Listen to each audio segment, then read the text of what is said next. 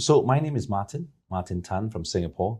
I currently am the CEO of the Majurity Trust, which is a philanthropic organization in Singapore that work with donors and grantee partners. My fellowship year was 2011. So from the class of 2011, we did, back then we had something called a Spring Forum and then the Summit. So our Spring Forum was in Siem Reap. And it was quite an experience meeting all the fellows for the first time. I think we still remember it very, very fondly. And then I think in 2011, our summit was in Gurgaon, Delhi. Gurgaon, yeah. And just in between that year, there were just a number of visits, travels that we can talk about. But yeah, 2011 has been a pretty momentous year in my induction into the Asia 21 family. And are you still, I know you are still in touch with many of them, Yep. right? Mancheng. Very much so. Rabi, Yeah. right? It's a very close-knit family. It is. I think for us in 2011, we still have a WhatsApp group. I used to fly through Houston. I catch up with Adam.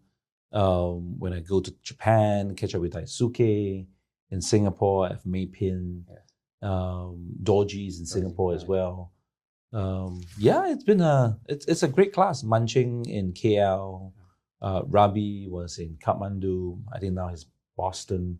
Yeah, he's all over. It's all over the place now. But you guys are still in touch, So, yes. So that fellowship year was very important, seminal in keeping you intact, right? Yeah, I think the Spring Forum really gave us an opportunity to really get to know each other well. I think for some of them, I think they know Asia society much better. I was quite new to the entire thing. But just seeing their accomplishments, what they do.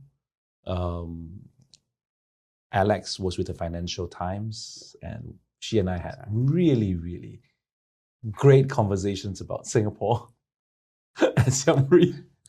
So it was fabulous. It was a fabulous time.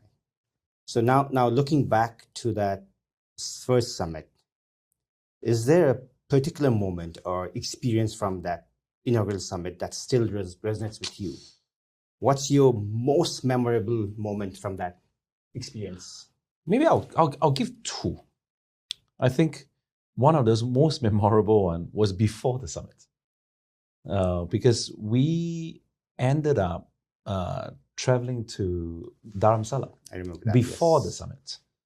And because of Lop Sang, who was also an Asia 21 fellow, he just won his election just a year prior and had a chat with a couple of folks and said, hey, would you come to Delhi, to Dharamsala? And we did. And we managed to spend some time with His Holiness the Dalai Lama. That was quite a memorable experience. Quite surreal, actually. We spent the night before over beer trying to figure out what to ask His Holiness, the man who has been interviewed pretty much his entire life. And I think we came to a conclusion that we came up with a pretty good question. And I think it was Mei Pin who asked that question. Your Holiness, have you ever fallen in love? That was our question. I actually think it was a great question. Yeah. And him being him, as jovial as he is, he just held her hand and said, yes, I have. I love you. I love you. And to every one of us, I love you. Yeah, so it was a funny experience. But that was before the summit. All right. At the summit, which is a tradition that I think we still do now, I think, or at least some of the summits now, which is called the Moment of Truth. We have, I think, platforms set up all across the room. Right. And just hearing everyone coming up in their authentic self, sharing about their moment of truth. For some, it was a moment of triumph. For some, it was a moment of devastation. For some, it was a moment of realization. I think the moment of truth is and should be the cornerstone of every summit, because I think it brings about a human aspect to the very people in that room. No. So you're recommending that we put it back and we will... Yeah, I hope so. Yeah, I remember, right? Initially when there'll be just few people going to the mics, right? Because we would set up 4 mics. Yeah. But later on, you can see the long Long line, queue, right? yeah. Because it's a moment of vulnerability, right? Yeah. It's sharing your challenges. It takes and all, yeah. it takes a few people to start, Yeah. get the ball rolling. But once it starts, Yeah. I think it's powerful. Okay. Note taken. Yeah. So let's fast forward to 2026, Martin. Based on your a decade and a half long experience, why do you think the connections built through Asia 21 matter? Not only at personal level, but for the region as a whole. I think they've just become really good friends. I can't overemphasize just how much the relationship you have with the leaders across, or the young leaders, now we're no longer young leaders, but back then young leaders across the region, allow us to have a greater perspective of the events that's happening around our region. Because of the friends we have made in Asia Society and Asia 21, whenever there is a political situation, a geopolitical situation, which sometimes whatever you read in the news, you just don't understand, you have someone you can call and say, hey, can you explain to me what's happening? That personal perspective of someone who's clued in, someone who's connected, someone who's involved sometimes, makes a whole lot of difference for you to have a better appreciation of what's happening around the world. I think that kind and that level of relationship makes a difference when you can have an honest conversation with each other about why things happen. I remember when there was a huge uproar and like a disagreement between Singapore and Indonesia, I could really call my Indonesian friends and say, hey, why? What's the feel on the ground? Now, not to say that it mattered to me professionally, but it does allow me to have a better sense of, oh, actually, this is how people view us. Not all of us are involved in geopolitics. Not all of us are involved in national politics. But just that ability to have that sense from someone you trust, I think makes a lot of difference. I think so personally, I think it has been a tremendously helpful network to have. Just being able to be there for each other through disasters over the last 15 years in the region, to know that you have each other's back. I know when, the tsunamis and earthquakes, we get on the WhatsApp quite quickly and just say, is everyone okay? And then how we can pull resources together when the Nepal earthquake happened. Just to know that you have a community you can count on across a region is a really, really powerful thing. There's a sense of reassurance, right? Reassurance to know that, sometimes you're not alone. Yeah. A lot of our networks are primarily within our work domain or our national domain to a certain extent, right? So if you are in politics or you're in business, you have that network. I think Asia 21 cuts across all the domains really, really well. So it allows us to actually get to know each other, not within a particular worldview or particular lens. Probably the only lens that guides us and pulls us together is, I think, genuinely anyone who's involved in Asia 21 wants a better world. And I think that sort of pulls the community together. It allows the community to be there for each other, and you just don't feel too alone. Almost wherever you are in the world, you can have someone you can count on, right, which is kind of cool. I just am very, very grateful for that. Thank you. And I want to go back to last year's summit, Martin. At last year's summit in Manila, you mentioned that in a fragmented world that we live in, the most effective leaders are network weavers. Yeah. Right? Do you think Asia 21 is a community of network weavers? If so, explain. Yeah. I mean, the most powerful thing about Asia 21 is the network of people. The ability, as what we term as network weavers, to be able to bring people together to the table. I think every summit, we try to tackle difficult conversations. I think the one that we talked, I think if I remember correctly, our theme was world apart together. Yeah. Because it was a fragmented world back then. It was a different world back then. Then we enjoyed a decade of peace. There were still flashpoints in different parts of the world, but it was genuinely, I think, from then on, a pretty good run with hope, with dynamism. And then we find ourselves back in a very fragmented world today. Right. I think history goes in cycles. We've been privileged to be able to see how a strong network of leaders who genuinely cares for each other, who genuinely believe in a better world, can pull not just resources, but can pull their network together to really do something about it, to invest in each other, to have difficult conversations. Our world today just don't have enough opportunity and platforms for us to have difficult conversation. And my hope is that Asia 21 will always be a place where people can disagree with each other, but knowing that our motive is pure. And that kind of network is hard to come by these days. We are so polarized through social media, through algorithm, that we tend to hang out with people who agrees with us. We need more platforms where people can disagree, but yet recognize that we are still friends and all we want and our motive is to have a better world. We can disagree how that looked like, but we can still go for a beer after that. We need that. That comes with trust, and that comes with credibility, and that comes with relationship. Yes. You've traveled to places such as Bhutan, and you mentioned about Dharamsala, Palau, and Afghanistan also. Kabul. Right? And I'm sure, many more places that I'm missing. But with your fellow Age 21ers to work on collaborative projects, to mentor youths, what have those trips and collaborations taught you about leadership, cross-cultural partnership, and creating impact across different communities? Actually, quite a lot. For me, one of the biggest takeaway in all my travels with Asia 21 has been the idea that we actually don't know a lot until we are there in person. Very true. I remember my time in Kabul, and we spent time with the Afghan 21 folks. They gave me the best lesson in Central Asia, about Central Asia, that any briefing document could ever give.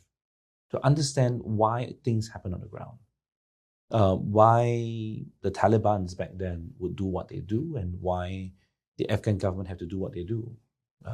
You can watch the news all you want, and it's not like when you're there in person and meeting the people, talking to them, do you realize how complex the situation is? And your question is about leadership, and I think one of the greatest lessons about leadership I've learned in all the travel is that the world is complex. There isn't an easy solution. Sometimes as leaders, we think that we know everything. We make decisions based on the data points, not realizing that actually the kind of data points that we can collect often is only just one side of the story. I've just been very fortunate to be able to travel to those places to see firsthand what a war can bring, but the tension between two sides of the equation, be it in Palawan, seeing Roots of Health, the work that they are doing on the ground in maternity health, to Bhutan with a growing civil society. Every one of them have tensions.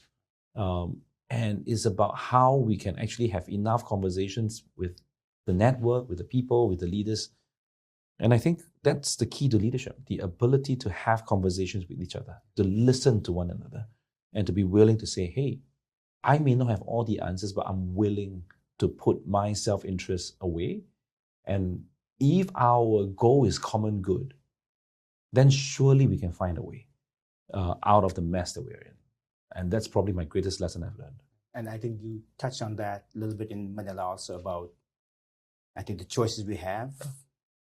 Choice of, you cannot, you wish to do it or not to do it, right? Yeah. That's one. And then I think you also talked about, now I just remember that leadership is affairs of the heart.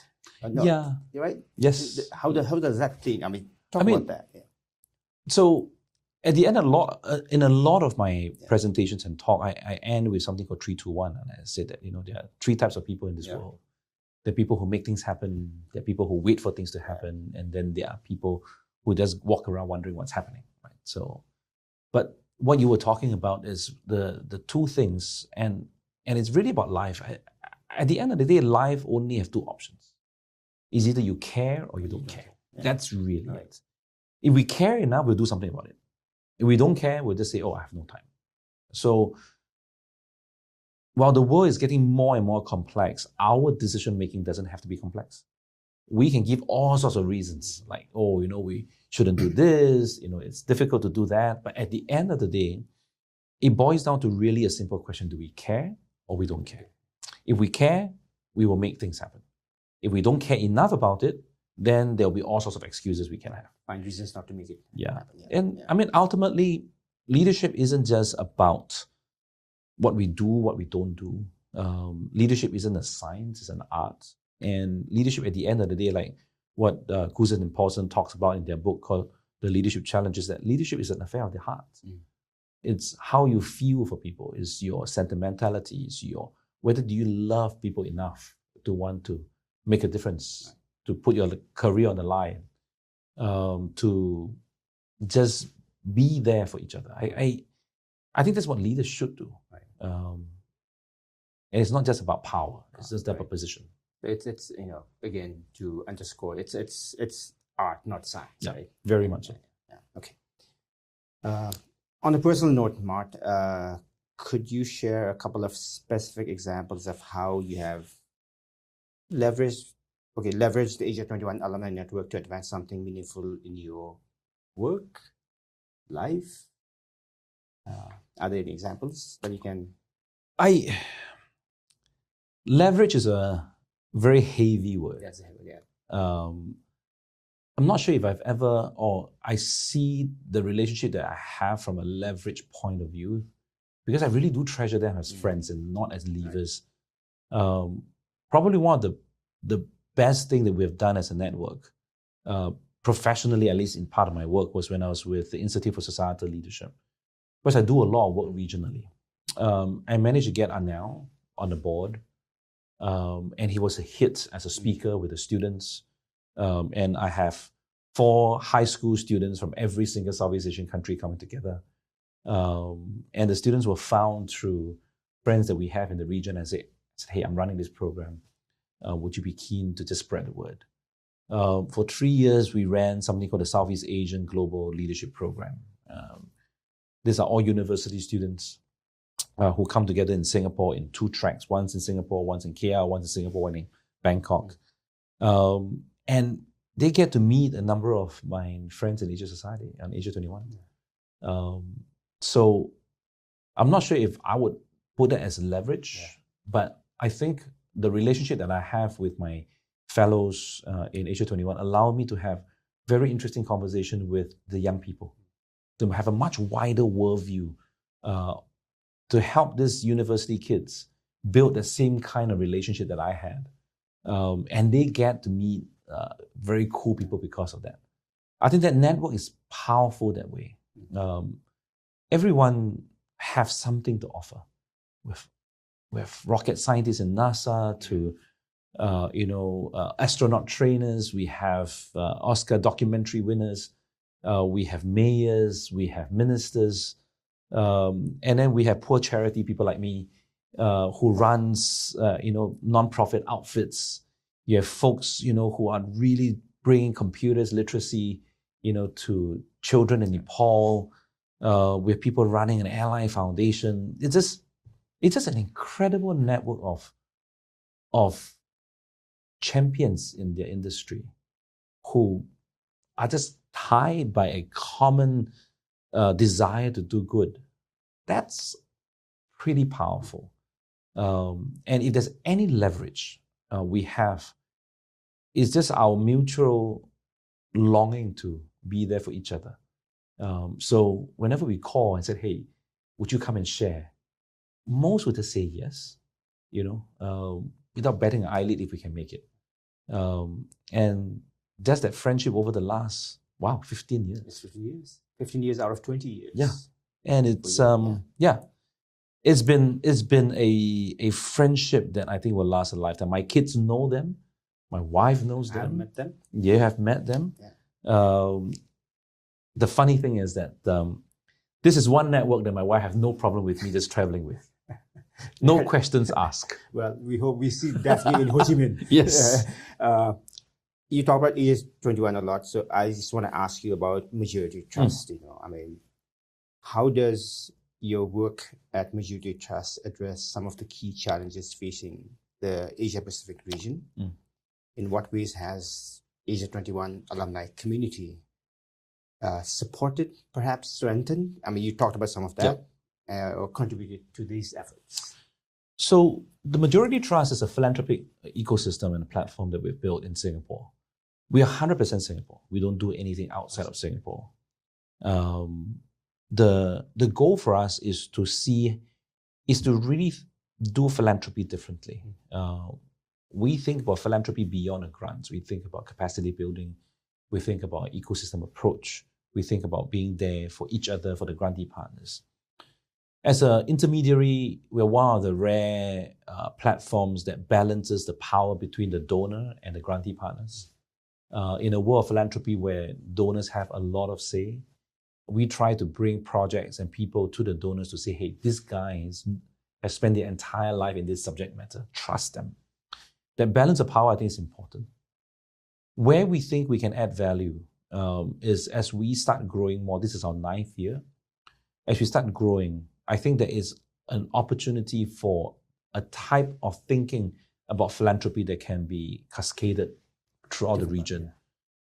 Just the ability for donors to say, hey, maybe we can work together. Maybe we can be a collective. The beauty of Majurity Trust is the power of the collective, where people are willing to put aside a name and put money together and pool resources together to attack very, very difficult, wicked problems. I can see that in Bangkok, I can see that in Jakarta, I can see that in Manila. And as more demand and there are more donors who want to do that, it will be the AJ21 family that I will actually count on and say, hey, would you think about that? When I was in Manila last year for the summit, I caught up with folks who's interested, donors who are interested and say, hey, maybe we should do something here. I think there is a huge opportunity to build a new way of looking at what philanthropy might look like. One that pulls and leverage on the power of the collective. One that actually really empowers grantee partners, and there's more and more of philanthropists who are willing to do that now and just say, hey, you know better. It's not about me who have the resources, but it's about me unlocking the resources for you. I think there's tremendous opportunity.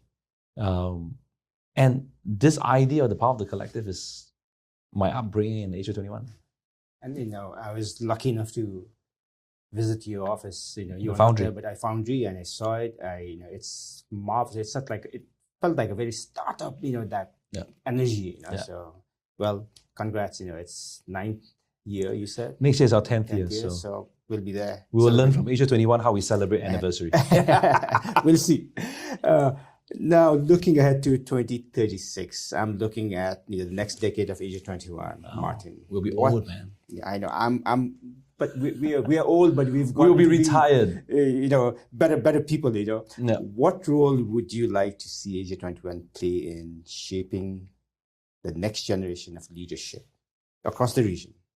And how can Asia society better support your continued engagement, collaboration, and impact as part of this evolving journey?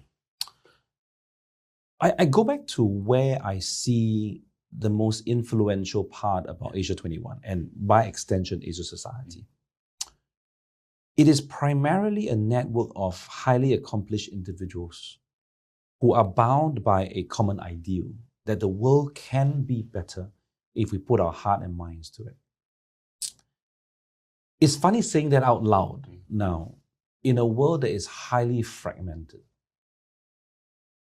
The only way I can see us going forward where the world potentially can be better is that there are enough people who, despite the lack of hope, despite the gloomy nature of things, is the ability to rally together as friends to just find a glimmer of hope in society and latch onto that and say we can do something. Knowing that us doing something in our country is matched only by the same group of people who have the same DNA, the same aspiration, who will also cling on to the glimmer of hope that they have in their respective society and country. And I think Asia 21 tends to and continues to bring in very like-minded people who are always half glass full, who are always clinging on to hope, who are always clinging on to the aspiration and ideal that no matter how shitty and how bad the world might look, it will always be better because we have a generation of people, leaders who are willing to make a difference.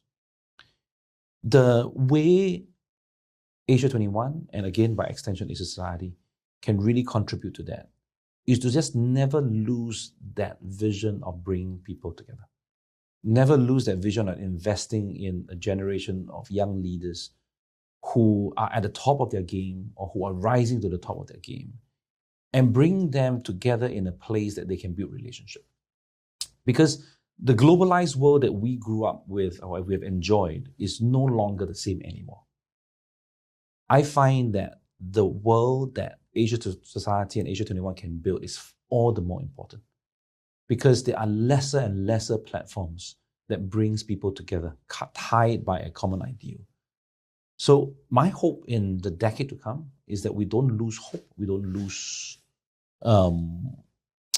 that fervor and the commitment to keep building this very unique network of young people who at no point in our conversation over the last 15 years, now 20 years, was ever about making money. It has never ever been about an individual success. It's never ever been about the conversation about how big my organization has been or has grown. That's unique. It's a very, very unique DNA that when we gather every summit, it is really about, oh, what have we done together? Oh, wow, actually, what you're doing is so cool. And then to say, can we work together? Are there ways that we can collaborate with each other? If we can do that for the next 10 years, I think it's far more relevant today than ever. My hope that Asia Society as a whole will see Asia 21 as a beacon and not as a collection of future leaders. I think if we just see them as future leaders, we don't tend to invest. We tend to see them, let's build them, and then in time to come, we can really work with them. Some of them become board members and so on and so forth. But I just think that I just think we miss a playbook if we just see them as future. I think we need to see Asia 21 as folks who can make a difference now.